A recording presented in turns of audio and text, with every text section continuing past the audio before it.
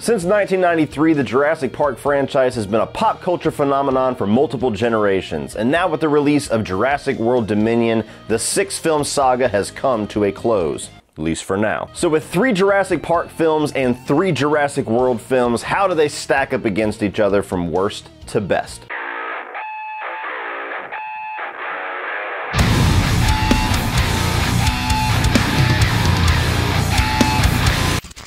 What's up, guys, and welcome to my Jurassic Park ranking. I have 6 films here, as I've already said, 3 Jurassic Park and 3 Jurassic World films, and I'm going to give you my ranking of them and my reasons why. Please let me know your ranking down below in the comment section. And I really wish this wasn't the case, but I would be full-on lying to you if I did not start off at number 6 with Jurassic World Dominion. Yes, the most recent and supposed final film in the Jurassic franchise is my least favorite.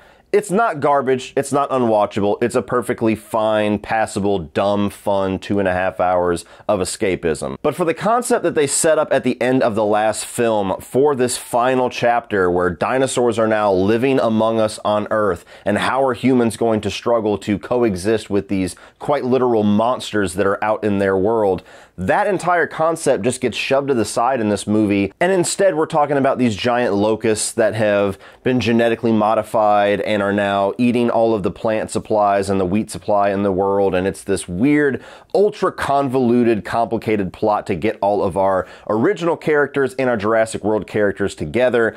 And it just baffles me to no end. I still cannot figure out why the hell they went with that direction when they quite literally set up the perfect concept for a final film at the end of Fallen Kingdom. Our Jurassic World characters are fine. I've never thought that Chris Pratt or Bryce Dallas Howard had a whole lot of chemistry, but they're serviceable. I like both of them. All of our original cast, as far as Sam Neill, Jeff Goldblum, and Laura Dern, they're okay here. It's nice to see them. There is some nostalgia for having them back, but the writing for their characters does not really match the characters that they were in those original films. It's very much that modern kind of post-MCU style writing to where they're very jokey and quippy, and everything that they say has to be some form of a catchphrase, and it just did not land for me very well. So even that side, even the nostalgia manipulation side of this movie wasn't really a knockout. And even if you walk into this movie just wanting the dumb fun, just wanting the dinosaur chaos and the action sequences, there's a good variety of it here, but none of it really has the magic. It's so bombastic and so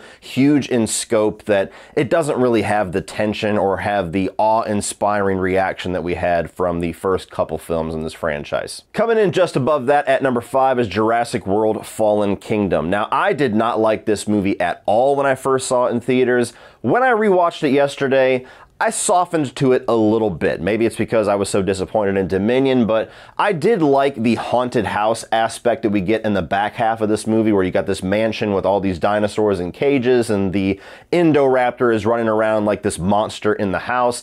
That visual style, that tone, I did really enjoy.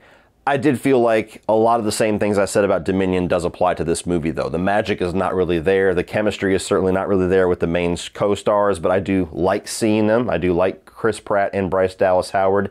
The whole exploration of human clones in this, thought that was a weird direction. Never liked that. And even though I like where it leaves things off for what should have been a really cool, epic final chapter, the whole moral question this movie ends you with, where the little clone girl's got her finger on the button, deciding whether or not she wants to let the dinosaurs loose upon Earth or not. I pressed the button. I decided that they should be free. They have just as much rights to live as we do. The fuck they do, you little bitch! What the hell did you just do? Coming in at number 4 is going to be The Lost World, and this is one of those weird movies to where there's sequences that I always will remember, like the raptors coming through the fields to get everybody, like the glass with Julianne Moore where they're upside down in that RV and the glass is breaking. Of course, the Tyrannosaurus let loose in San Diego. There's really huge standout iconic sequences in this movie. The story, I never remember. As many times as I've rewatched this movie, it never sticks with me. I think it's actually kind of a boring story in the Jurassic Park universe. So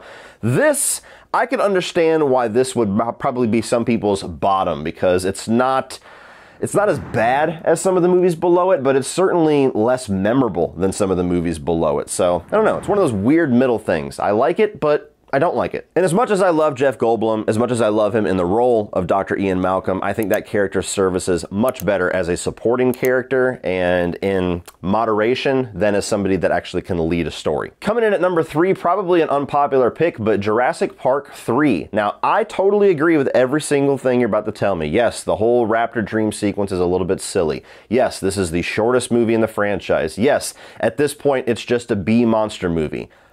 But that's why I like it.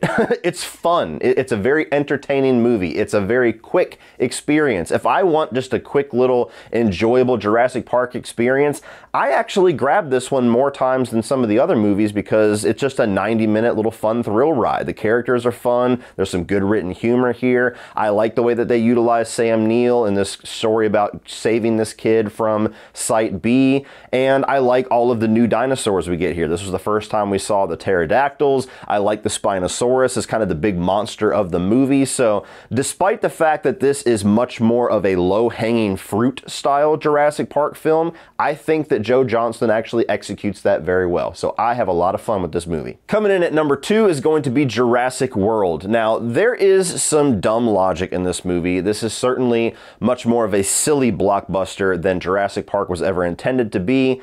But to me, it's easily the best sequel because it captures kind of that modern blockbuster aesthetic while also holding on to a lot of the heart and the concept of the original Jurassic Park. And it does nostalgia well. It finally realizes the actual Jurassic Park where there's actual guests and people going there, and there's actual stakes with hundreds, if not thousands of people in this park when the dinosaurs get let loose.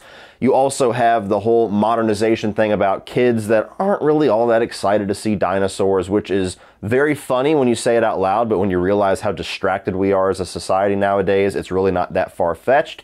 And I like the fact that at some point in the movie, they find the relics of the old Jurassic Park. They find the old logos and the old Jeep, and it's got just enough of that nostalgia in there where it doesn't feel like it's pandering. It feels like it's actually got a lot of heart and a lot of respect for that original movie. So all the way through it, the Indominus Rex, really good monster, and having the original T-Rex come out to save the day, I have a lot of fun with this movie. It's not the absolute classic masterpiece that is my number 1, but for a Jurassic Park style movie, this is the only one where you actually get the Jurassic Park. But of course, are you kidding me? Was it ever going to be anything other than Jurassic Park at number 1? This is one of the greatest movies ever made. I remember seeing this in the theaters, and yes, I did go to see it when I was 3 years old, and I was just a Jurassic Park fanatic throughout most of my childhood. My very first backpack going to kindergarten was a Jurassic Park backpack with a raptor on it. I loved rewatching this movie constantly. I had the toys, I had the video games. I still play the damn video games. The Jurassic World Evolution games, the little park builders, I will still dump hours into that shit.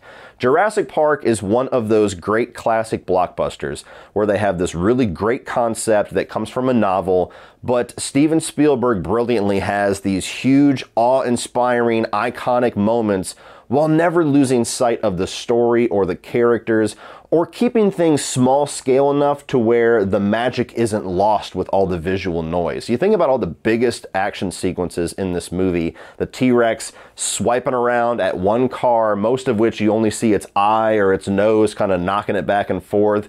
You have a couple of chase scenes with a bunch of gallimimuses and everything coming after our main characters. And then of course you have the small scale scene with the 2 kids inside of the kitchen with the raptors loose.